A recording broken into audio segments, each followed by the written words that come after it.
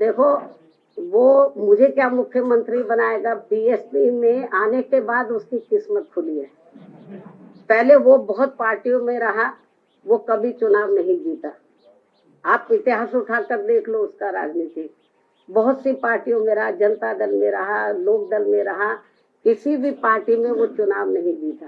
जब वो बीएसपी में आया तो पहली बार उसकी किस्मत खुली और वो एमएलए बना। तो ये जो हवाई बातें हैं तो वो बेकार हैं।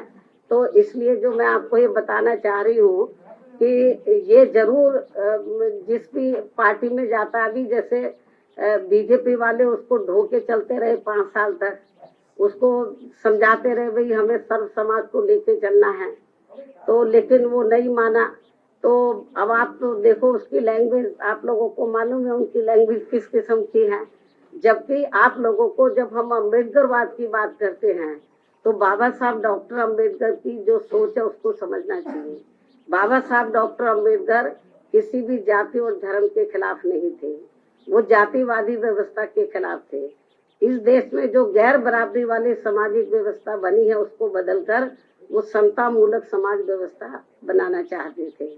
और इस व्यवस्था को बनाने के लिए बाबा किनको सामने आना होगा? जो इस व्यवस्था के शिकार हैं।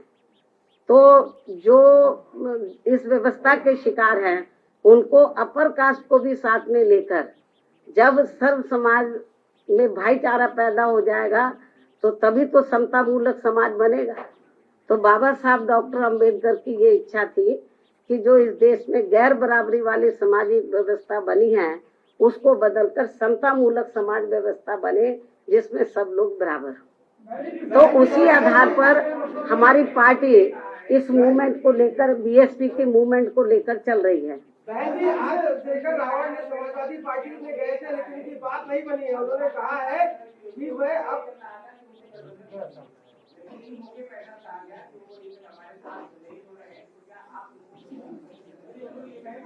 इसका सवाल आप उसी से पूछे। हम किसी भी पार्टी से, तो मैं मीडिया बंधुओं को ये बताना चाह रही हूँ, हमारी पार्टी किसी भी पार्टी के साथ कोई गठबंधन नहीं कर रही है। हमारी पार्टी अकेले अपने बलबूते पर पूरी दमदारी और तैयारी के साथ चुनाव लड़ रही है। हमारा गठबंधन किसी पार्टी से नहीं, हमारा गठबंधन सर्व समाज में भाईचारा पैदा करके ये गठबंधन चल रहा है। और हमें पूरा भरोसा है कि इस गठबंधन के आधार पर इस बार हमारी पार्टी को एब्सोल्यूट मेजॉरिटी जरूर मिलेगी। धन्यवाद।